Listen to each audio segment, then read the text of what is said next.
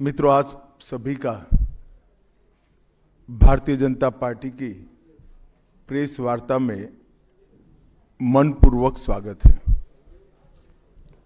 आज 30 दिसंबर का दिन है।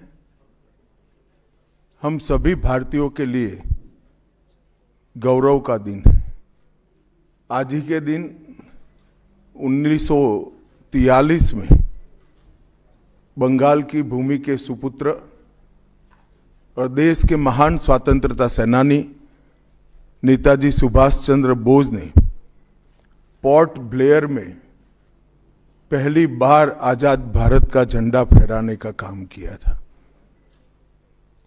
तो एक प्रकार से हमारे आजादी के संग्राम का ये बहुत महत्वपूर्ण मकाम था। और इसके कई साल बाद, 8 दशक बाद, आज 30 दिसंबर को जब हम पीछे मुड़कर देखते हैं तो बंगाल के लिए भी आज से लेकर अप्रैल तक का समय बहुत महत्वपूर्ण समय है।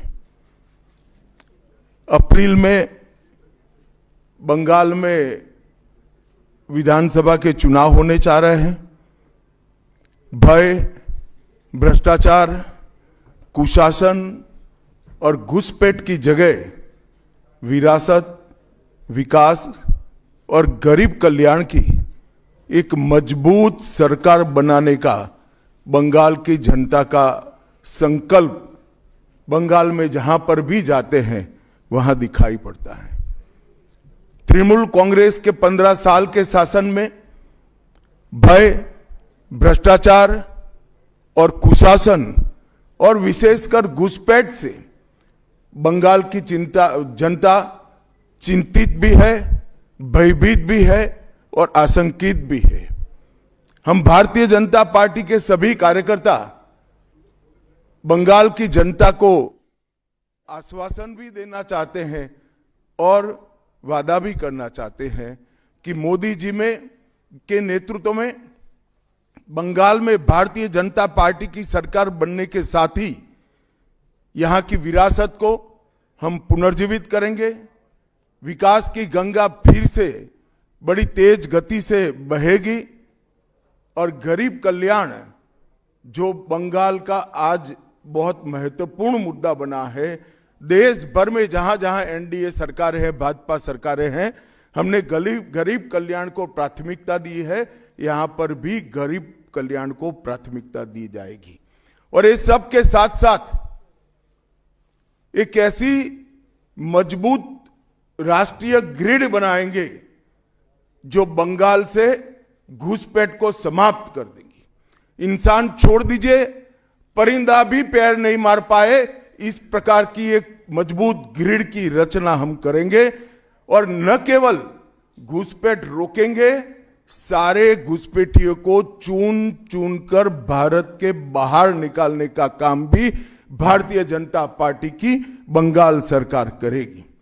आज ममता बनर्जी के नेतृत्व में भ्रष्टाचार के कारण पूरे बंगाल का विकास एक प्रकार से थम गया है।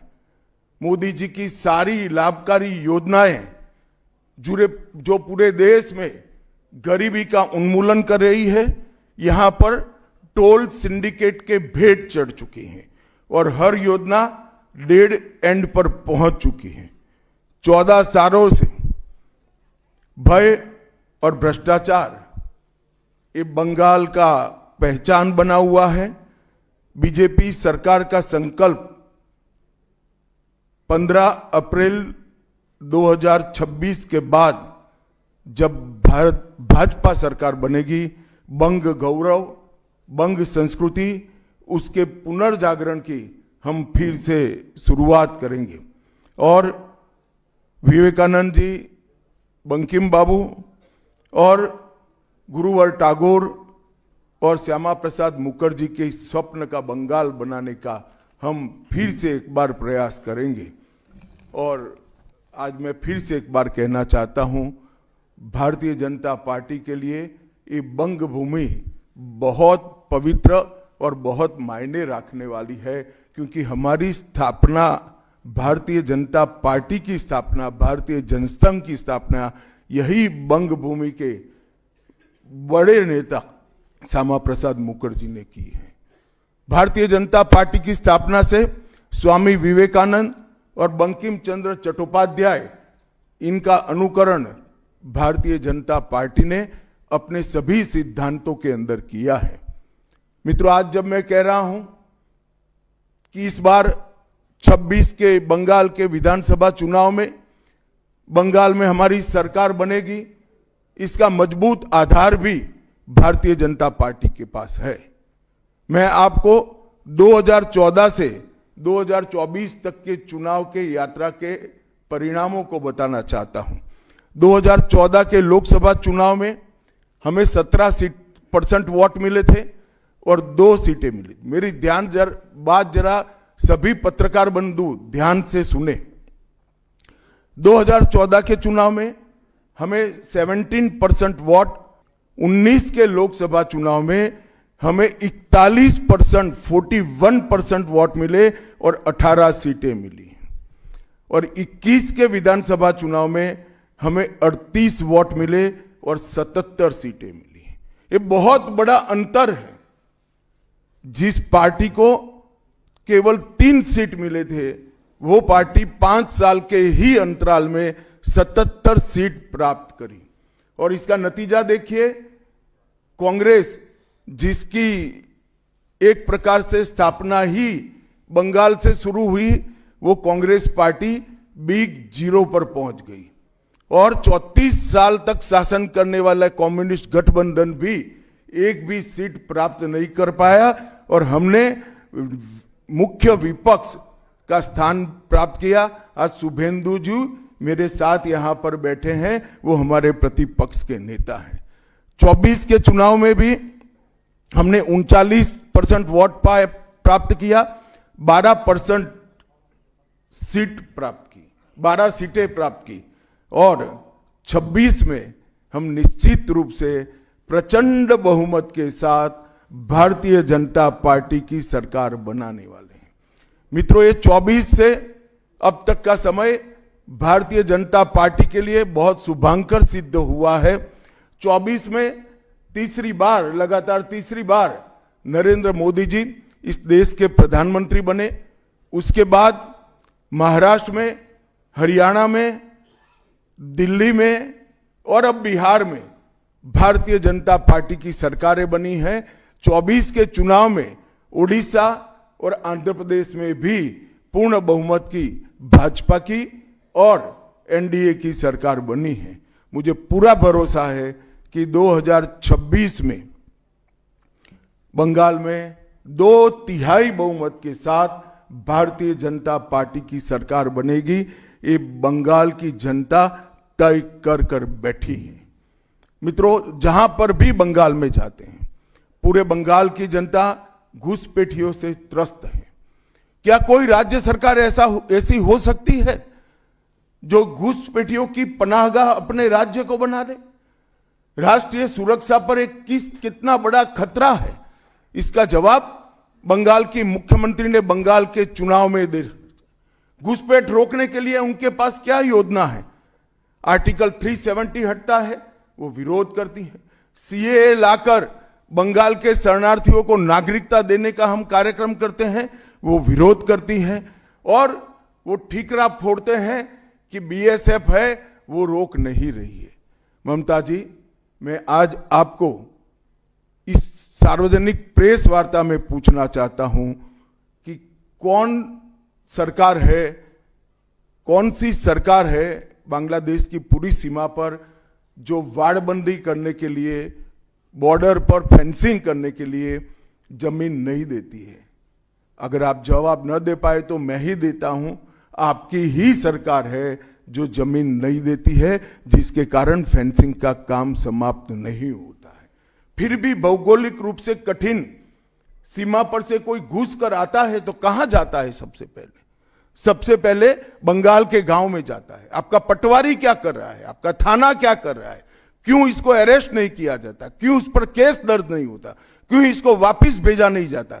जवाब है कि आपके पास क्या बंगाल की मुख्यमंत्री जवाब दे सकती है कि असम में घुसपैठ क्यों बंद हो गई, त्रिपुरा में घुसपैठ क्यों बंद हो गई, गुजरात और राजस्थान की बॉर्डर पर घुसपैठ क्यों नहीं होती है, पंजाब की बॉर्डर पर घुसपैठ क्यों नहीं होती है, कश्मीर की बॉर्डर पर घुसपैठ क्यों नहीं होती है, सिर्फ बंगाल में क्यों होती है? क्योंकि आपकी निगहबानी में घुसपैठ कराई जाती है और बंगाल को धीरे धीरे डेमोग्राफी चेंज कर कर आपकी वोट बैंक को पुख्ता करनी चाहती है। मगर ये लंबा नहीं चलेगा।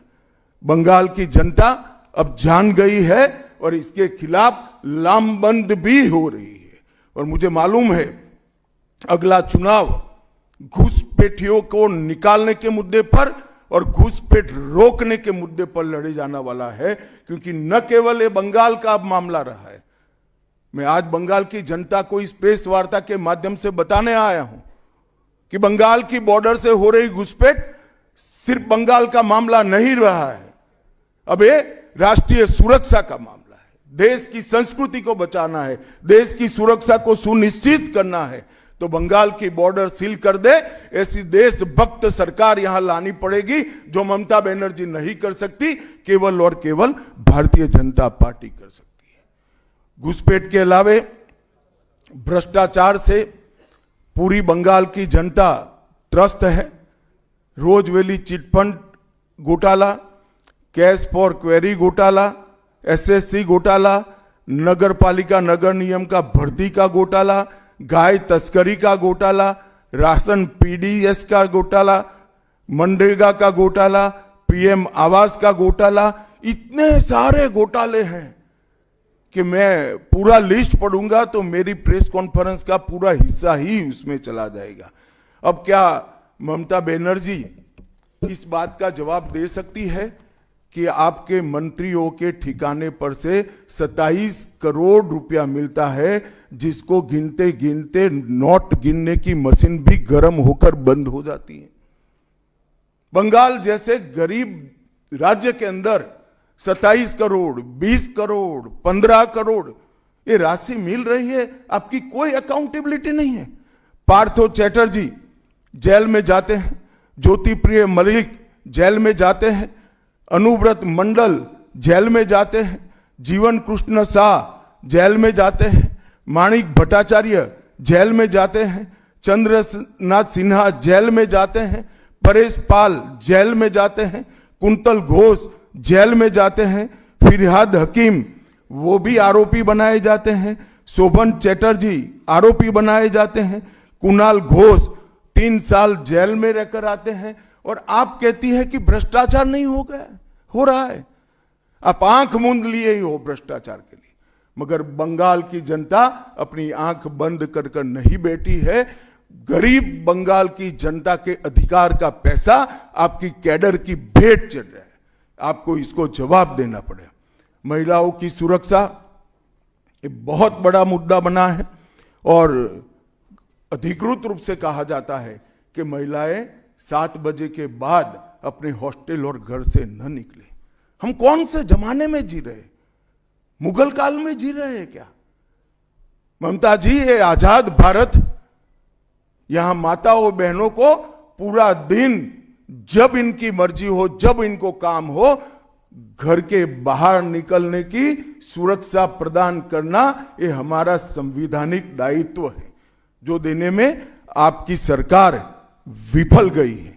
आरजी कर मेडिकल कॉलेज का मामला हो, संदेश खाली का मामला हो, दुर्गापुर मेडिकल कॉलेज का मामला हो, साउथ कॉलेज लॉ कॉलेज का मामला हो, हर जगह बेटियां असुरक्षित हैं और ढेर सारे लोग और ढेर सारी माताएं बहनें ये अत्याचार से तंग आ चुकी है, असुरक्षा से तंग आ चुकी, वो भी राह देख रही है कि कब वोट देने का अधिकार आए और हम इन निकम्मी तृणमूल कांग्रेस की सरकार को हटा दें।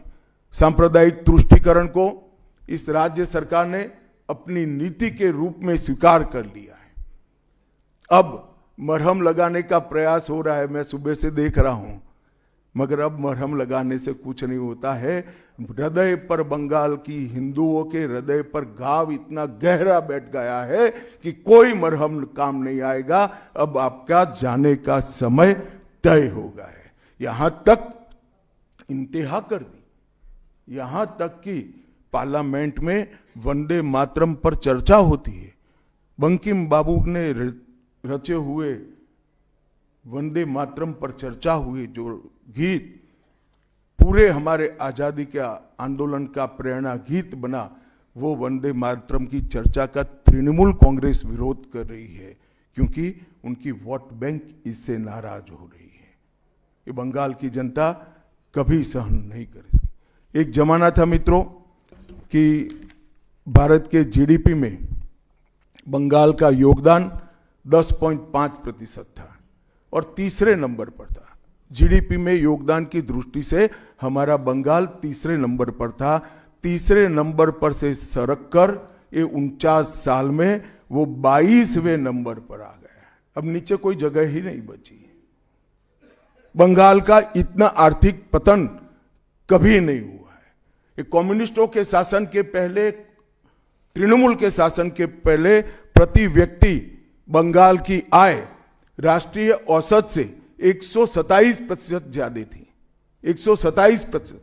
देश में नागरिक 100 रुपया कमाता था तो बंगाल में 127 रुपया कमाता था। आज देश का नागरिक 100 रुपया कमाता है तो बंगाल का नागरिक 73 रुपया कमाता है। ममता जी, आपको इसको जवाब देना पड़ेगा। हर प्रकार के उद्योग की शुरुआत एक जमाने में इस सुजलाम सुफलाम भूमि से हुआ था और इसी के आधार पर सोनार बांग्ला की परिकल्पना की जाती थी। वो बंगाल में आज भ्रष्टाचार, घुसपैठ और टोलबाजी के कारण सारी इंडस्ट्री वापिस जा रही है। केंद्र सरकार की योजनाएं लागू करने में उनको अपनी वोट बैंक गंवाने का डर है। पीएम किसान देरी से लागू किया, बंगाल के किसानों का 10,000 करोड़ रुपया चला गया। आयुष्मान भारत आज तक लागू नहीं किया और बहुत आयुष्मान भारत से बहुत एक प्रकार से कमियां वाली स्वास्थ्य साथी की स्कीम लागू की है। मुझे बताइए, कोई बंगाल का नागरिक भारत में कहीं जाता है और बीमार पड़ गया, स्वास्थ्य साथी स्कीम उसको बाहर के अस्पताल में इलाज करवा पाएगी क्या? नहीं करवा पाएगी। क्या गुनाह किया है बंगाल के गरीबों ने? देश भर के गरीबों को 5 लाख तक की पूरे स्वास्थ्य की गारंटी मिल रही है। अरे कई राज्यों ने किया कि केंद्र 5 लाख दे रहा है, उन्होंने और 5 लाख जोड़ दिए। आप केंद्र के 5 लाख इसलिए स्वीकार नहीं करना चाहते हो कि नरेंद्र मोदी से आपको डर है। डर तो ठीक ही है, क्योंकि मोदी जी की लोकप्रियता बंगाल में दिन प्रतिदिन बढ़ती है, मगर इसके कारण गरीबों का आप नुकसान कर रही हो। वो बंगाल के गरीब जरूर। हिंसा और प्रतिशोध की राजनीति, पूरा देश ऐसी आशा करता था कि यहां से कम्युनिस्ट जाने के बाद हिंसा और प्रतिशोध की राजनीति समाप्त हो जाएगी, मगर हुआ उल्टा। इन्होंने तो कम्युनिस्टों को भी अच्छा कहला दिया। मित्रों, अब तक 300 से अधिक भारतीय जनता पार्टी के कार्यकर्ता मारे गए हैं। 21 के चुनाव के बाद लगभग 3000 कार्यकर्ता विस्थापित बनकर आज भी अपने गांव में नहीं लौटे हैं। उनको दबाव बनाया जाता है कि आप तृणमूल का झंडा उठाओ तभी गांवों को रहने देंगे। क्या ये स्वस्थ लोकतंत्र की निशानी है? कोई व्यक्ति अपने किसी राजनीतिक दल में काम करना है, वो स्वतंत्र रूप से तय नहीं कर पाएगा। वो ममता जी मुख्यमंत्री की चैम्बर से तय करेगी क्या? ममता जी, जितना भी प्रताड़ना करना हो करो, बंगाल की जनता अब तय कर कर बैठी है। इन्होंने भाजपा के कार्यकर्ताओं को हर तरह से प्रताड़ित किया, यहां तक कि महिलाओं पर बलात्कार भी किए गए। मैं अपना रिपोर्ट नहीं दे रहा हूं, नेशनल ह्यूमन राइट कमीशन का रिपोर्ट है। इसका भी जवाब ममता जी को देना पड़ेगा। ममता जी ने सारी संवैधानिक औचित्य को समाप्त कर दिया। किसी भी राज्य में प्रधानमंत्री जाते हैं तो वो देश के प्रधानमंत्री होते। कई राज्यों में हमारी सरकार नहीं, कहीं ऐसा व्यवहार नहीं होता। वंदे भारत ट्रेन देने प्रधानमंत्री आते हैं, ममता जी स्टेज पर नहीं जाती हैं।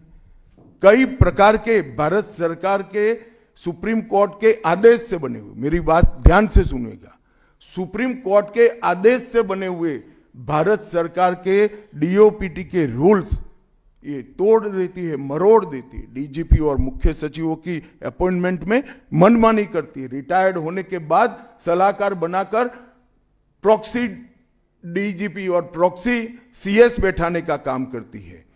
ये 34 साल कम्युनिस्टों का शासन और 15 साल टीएमसी का शासन, ये केंद्र विरोधी मानसिकता बंगाल की जनता में खड़ा कर हमारी संविधान की स्पिरिट थी, उस स्पिरिट का कंप्लीट इन्होंने अनादर करने का काम किया है। ममता बनर्जी के शासन में सिंडिकेट, तोलबाजी, कटमनी, न केवल वो सिस्टम को बढ़ावा दिया है, यहां कमाई करने का अधिकार एक ही व्यक्ति को है, भाईपो को है, और किसी को कमाई करने का अधिकार नहीं है। सब में हिस्सेदारी देनी पड़ती है। बंगाल एक जमाने में सब बात में सबसे पहले था। सबसे पहला मोटर कारखाना पश्चिम बंगाल में लगा। सबसे पहला पावर प्लांट 1887 में बंगाल में लगा। सबसे पहली कोयलरी बंगाल में आई। सबसे पहला स्टील प्लांट बंगाल में लगा। देश की सबसे पहली हाई राइज बिल्डिंग बंगाल में बनी। देश की सबसे पहली जूट मिल बंगाल में बनी। देश की पहली मेट्रो ट्रेन बंगाल में आई। एक ही शहर में 2 पोर्ट एक ही जगह है, बंगाल में है। और देश की सबसे पहली आधुनिक यूनिवर्सिटी कलकत्ता यूनिवर्सिटी भी बंगाल में बनी। और विश्व प्रसिद्ध विश्व भारती यूनिवर्सिटी भी, जिसने भारतीय शिक्षा के कंसेप्ट को जमीन पर उतारा, वो भी बंगाल में बनी। मगर ममता जी, आप गौरव मत करिएगा, इसमें से कुछ आपके समय में नहीं हुआ है। ये जो करने वाले थे, उनके पूरे रिदम को, इनकी लय को, बंगाल की विकास की गति को तोड़ने का आप काम करें। बंगाल आज इंडस्ट्रियल रूप से कंप्लीटली बर्बाद हो चुका है, और ये आपके शासन में ही हुआ है। आधा अधूरा तो कम्युनिस्ट बेचारे कर गए थे, आपने तो पूरा ही समाप्त कर दिया। सिंडिकेट राज, तालेबाजी, शत्रुतापूर्ण माहौल, इसके कारण 2011 से 25 के बीच में 7000 से ज्यादा कंपनियां बंगाल छोड़कर बंगाल के बाहर चली गई। और मित्रों, ये बहुत बड़ा सेटबैक बंगाल के आर्थिक विकास के लिए है। मित्रों, बंगाल स्वामी विवेकानंद, बंकिम चंद्र चट्टोपाध्याय, शरद चट्टोपाध्याय, महर्षि अरविंद, ईश्वर चंद्र विद्यासागर और कवि गुरु टैगोर जैसे महापुरुषों की धरती है। यही धरती पर नेताजी सुभाष चंद्र बोस, अमर शहीद खुदीराम बोस, वाघा जतीन, रविंद्रनाथ सन्याय, रास बिहारी बोस, मास्टर सुरेश सेन, प्रफुल्ल चाकी, वीणा दास, कल्पना दत्त, ये सभी ने देश की आजादी के लिए आह्लेख जगाया था। यहीं पर कई सारे फिल्मकार मिले, संगीतकार मिले, चित्रकार मिले। इस भूमि ने कई सारे दुनिया को प्रभावित करने वाले संत भी दिए। वो बंगाल आज ऐसे कगार पर पहुंच गया है कि अगर एक घुसपैठ की बयार रोकी नहीं गई तो बंगाल का अस्तित्व भी खतरे में है। ऐसा स्पष्ट रूप से समाज जीवन को जानने वाले सभी लोग मानते हैं। और अंत में मैं बंगाल की जनता को फिर से एक बार कहना चाहता हूं कि बंगाल के अस्तित्व पर तो घुसपैठिया संकट है ही है, बंगाल की संस्कृति पर एक घुसपैठिया संकट है ही है, परंतु अब ये संकट केवल बंगाल तक सीमित नहीं रहा है, पूरे देश तक ये संकट आगे बढ़ गया है। मेरा आप सभी से करबद्ध निवेदन है, आपने लंबे समय तक कांग्रेस को मौका दिया, 34 साल तक कम्युनिस्ट पार्टी को मौका दिया, 15 साल तक ममता बनर्जी को मौका दिया। इनका ट्रैक रिकॉर्ड नीचे नीचे नीचे गिराने का है, अब इससे नीचे कोई जगह नहीं बची है। और भारतीय जनता पार्टी का रिकॉर्ड है, जहां भारतीय जनता पार्टी की सरकार आई वो राज्य बीमारू राज्यों में से समृद्ध राज्य बनने की कगार में आगे बढ़े हैं। पूरा देश मोदी जी के नेतृत्व में आगे बढ़ रहा है, पूरा देश मोदी जी के नेतृत्व में सुरक्षित हो रहा है। पूरे देश में भारत की संस्कृति, भारत के धर्म, भारत की भाषाएं मोदी जी के नेतृत्व में आगे बढ़ रही है, फल फूल रही है।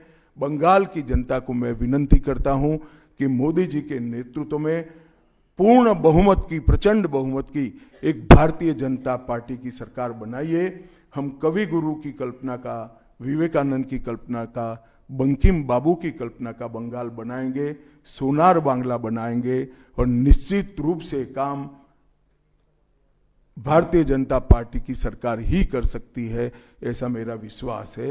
तो फिर से एक बार समग्र बंगाल की जनता को करबद्ध निवेदन में करना चाहता हूं कि बंगाल में हमें पूर्ण बहुमत दीजिए। बंगाल और पूरी भारत को सुरक्षित करने के लिए ये चुनाव में बाकी सारी चीजें छोड़कर भारतीय जनता पार्टी को जिताने का काम करिए। धन्यवाद। कौन बोलते जाओ नाम भाई, आनंद कोई जल्दबाजी मत करना, मैं समय लेकर आया हूं, आराम से बात करूंगा। राजू चक्रवर्ती बर्तमान।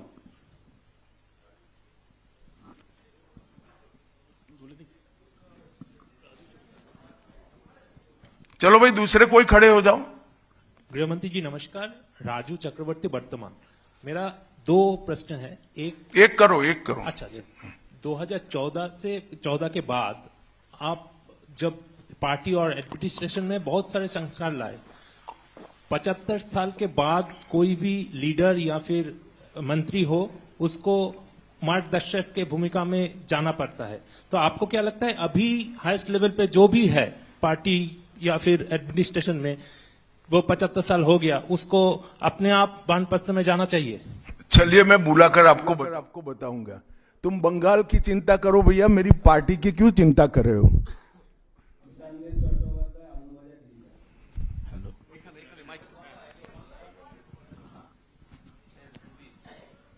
Amit ji, there is anxiety among the Motua communities regarding the papers and documents to be produced in the SIR process. And would you like to consider anything so that they can get rid of their anxiety? मतुआओं को डरने की कोई जरूरत नहीं है। ये Bharatiya Janata party का वादा है। जो शरणार्थी बंगाल में आए हैं वो भारत के नागरिक है, इनका कोई नुकसान नहीं कर सकता, ममता बनर्जी भी नहीं कर सकती। Amit ji, this is Atri Mitra from Indian Express. पिछले कई इलेक्शन में हम लोग देखे हैं कि your ground level organisation was failed to dominate in the day of election with TMC. So is your organization is ready for now in 2020? आपने ध्यान से नहीं देखा है। मैंने इसीलिए पहले भाजपा की विकास यात्रा, भारतीय जनता पार्टी की विकास यात्रा बनाई। हम 3 सीट पर थे, 77 पर पहुंचे हैं और 77 से अब एज अ मुख्य विरोध पक्ष हमारा अधिकार है कि विफल सरकार को उखाड़कर हमें जनता शासन देगी। हम 77 सीट पर ऐसे नहीं पहुंच सकते, 18 सीटें ऐसे नहीं जीत सकते हैं। हमारा काम बूथ तक पहुंच चुका है, इसी के कारण हमें सफलता मिली है। कृष्णजीत बख्शी, दूरदर्शन। आप विकास की बात कर रहे थे। हम अलग अलग शहर में जब मेट्रो की बात करते हैं तो हम मेट्रो की सूचना घोषणा देखते हैं और बाद में 2-3 महीने बाद मेट्रो चढ़ते हैं।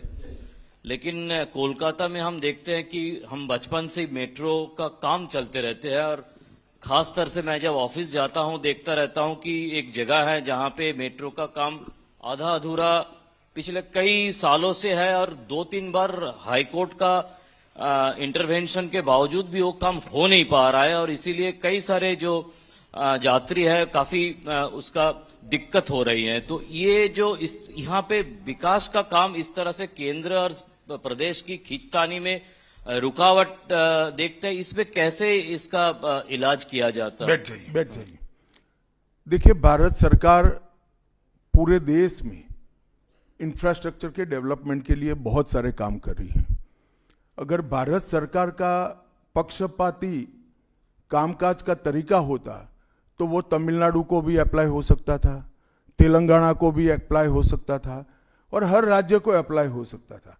सभी जगह इंफ्रास्ट्रक्चर के काम अच्छे चल रहे हैं। सिर्फ बंगाल में तकलीफ क्यों आ रही है?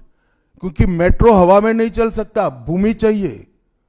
भूमि पर जो एंक्रोचमेंट है वो खाली कराने का काम राज्य सरकार का है।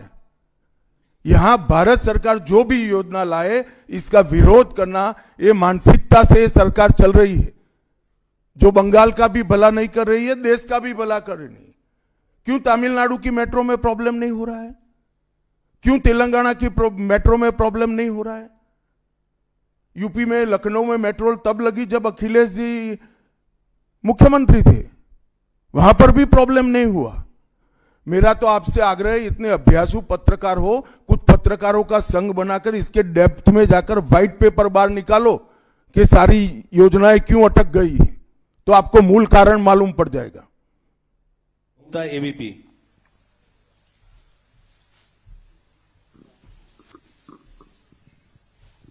अमित जी, अभी आपने वंदे मातरम की चर्चा का जिक्र किया, लेकिन उसके साथ में जो है एक चर्चा और हुई थी, जी राम जी जो अभी जो कानून की शक्ल ले चुका है, उस दौरान भी जो है ममता बनर्जी और अभिषेक बनर्जी लगातार ये कहते रहे कि केंद्र सरकार से फंड ही नहीं आता तो हम विकास कैसे करें, वो फंड रोकना और उसका विरोध किया। देखिए भाई, इनके विरोध को अब देश में कोई गंभीरता से नहीं ले रहा है।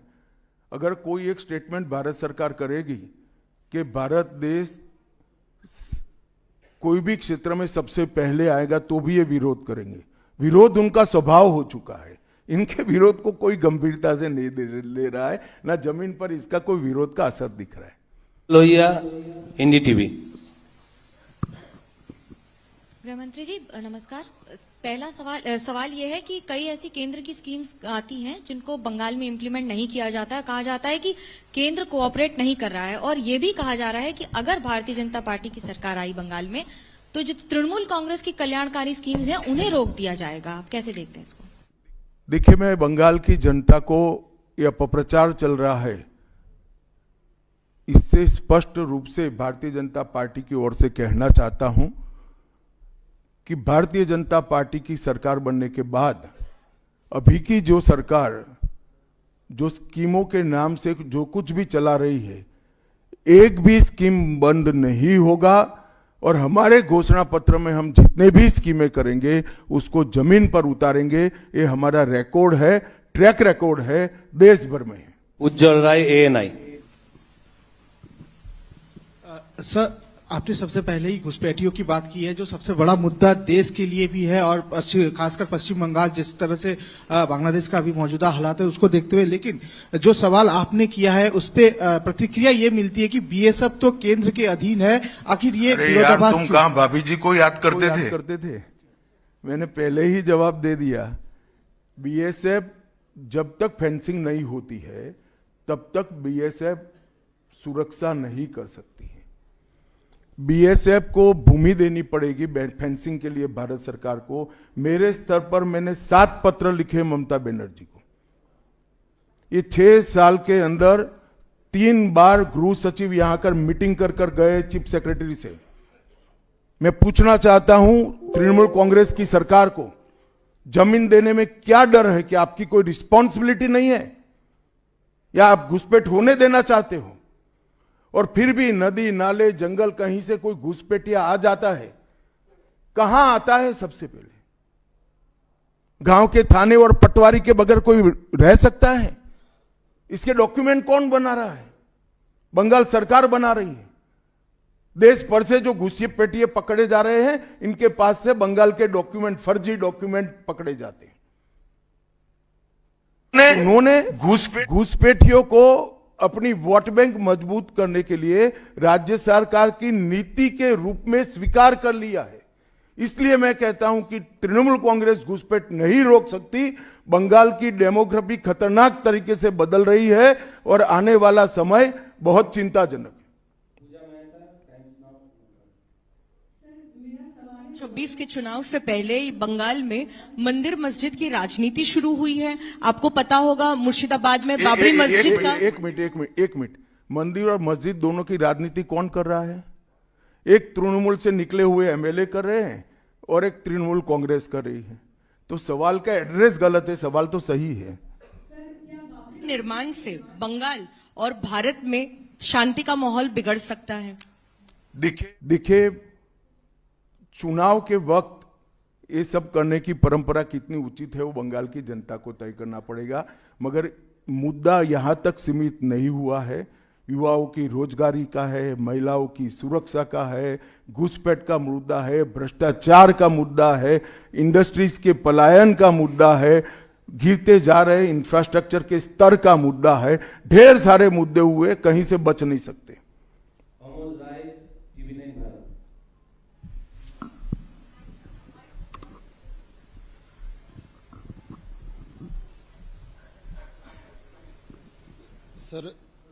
सर मेरा एक प्रश्न ये है कि आज ममता बनर्जी लगातार 2 दिनों से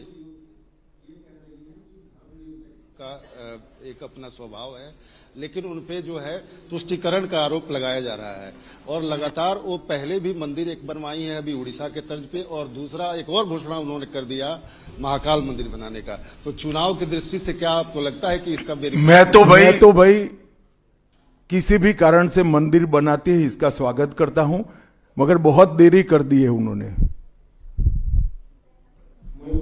बांग्ला। अमित जी, एक सवाल बार बार एक नैरेटिव फैला जाता है टीएमसी और लेफ्ट के तरफ से कि बंगाल में जितना भी काम कर ले बीजेपी कार्यकर्ता, ऊपर कुछ सेटिंग वगैरह है तो अमित शाह जी और नरेंद्र मोदी जीतना नहीं चाहते। आज पूछता है बंगाल, जवाब चाहे बांग्ला, आप लोग बंगाल को जीतना चाहते हैं? कितना सीरियस है सेंट्रल बीजेपी? देखिए भाई, मैं यहां आकर प्रेस कर रहा हूं। मोदी जी अभी थोड़े दिन पहले सभा करने के लिए आने के लिए निकले थे, जा नहीं पाए। अब ममता बनर्जी कह रही कि हम उनके साथ हैं। अगर उनको ये भ्रांति फैलानी है तो फैलाएं। भारतीय जनता पार्टी का कोई नेता घुसपैठियों को आश्रय देने वाले के साथ नहीं रह सकता। ये भारतीय जनता पार्टी का सिद्धांत है और हम सब भारतीय जनता पार्टी के कार्यकर्ता से लेके मोदी जी तक कटिबद्ध है कि मूल समेत तृणमूल कांग्रेस की सरकार को हम उखाड़ कर फेंक देंगे।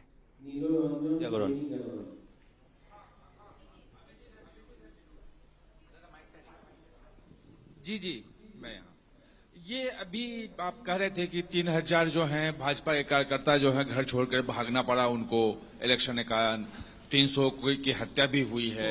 फ्री एंड फेयर इलेक्शन कैसे होगा अगर मतलब लोग जा ही नहीं पाएंगे बूथ पर? तो देखिए, ऐसी ही नीतियां अपनाई थी कम्युनिस्टों ने, मगर सत्ता परिवर्तन हुआ या नहीं हुआ? ऐसी ही नीतियां अपनाई थी उत्तर प्रदेश में समाजवादी पार्टी ने, सत्ता परिवर्तन हुआ या नहीं हुआ? लोकतंत्र में जनता महान होती है और जनता जब तय कर सकती है, कर लेती है, किसी भी तानाशाह का कुछ नहीं चलता। CNN News 18. So there has been a huge attack by the Trinamool leaders that the election commission is BJP commission. That's what they say, and whatever deletion is taking place, that is at the behest of BJP. So how do you react to that, sir?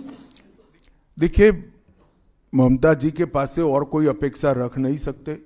उनके खिलाफ judgement आएगा तो judiciary BJP की है, election commission घुसपैठिया हटाएगा, SIR लाएगा तो election commission BJP का है। वो हारने के बाद शायद ऐसा कही कि मेरे कार्यकर्ता ही बीजेपी में चले गए।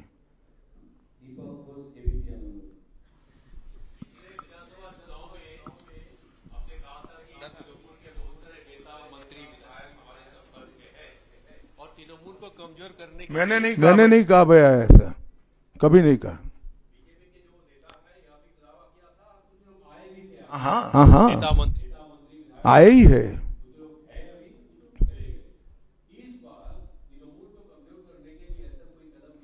तृणमूल को अरे सुनिए ना, सुनिए, समझ गया मैं आपका सवाल। तृणमूल को कमजोर करने की भारतीय जनता पार्टी को कोई जरूरत इसलिए नहीं है कि तृणमूल अपने अव्यवस्थाओं के कारण, अपने कामों के कारण जनता के बीच में कमजोर हो चुकी है। बांग्ला। अमित जी नमस्ते। PMLA prevention of money laundering act हम जानते हैं हमारा देश का काफी कड़ा एक आइन है, जिस आइन के दौरान अरविंद केजरीवाल जी तिहाड़ जेल चला गया, हेमंत सोरेन जेल चला गया, लेकिन यहाँ वेस्ट बंगाल में ईडी कलकत्ता हाईकोर्ट में रिपोर्ट दिया है, एक कंपनी है लीप्स एंड बाउंड्स जिसका 150 करोड़ रुपया सीज्ड हुआ है, लेकिन उसका मालिक अभी तक अरेस्ट नहीं हुआ। उसका नाम है अभिषेक बैनर्जी, एमसीएमपी, आप जानती है। इसीलिए सेटिंग्स वगैरह ये जो लोग क्वेश्चन कर रहे हैं, इसीलिए सेटिंग्स वगैरह ये हवा उठ रहे हैं, नैरेटिव्स उठ रहे हैं। बीजेपी का जो लोअर लेवल का नेता भी है वो भी पूछ रहे हैं कि क्यों अभिषेक बैनर्जी अरेस्ट नहीं हुआ, उसका कंपनी का 150 करोड़ रुपया सीज्ड हुआ फिर भी अरेस्ट नहीं हुआ। बीजेपी के लोअर लेवल के नेता का मुझ पर छोड़ दीजिए, बाकी भारतीय जनता पार्टी किसी भी एजेंसी के काम में दखल नहीं देती है। एजेंसी जो न्यायिक काम होगा वो जरूर करेगी, किसी से डरेगी भी नहीं, किसी को बचाएगी भी नहीं। G24।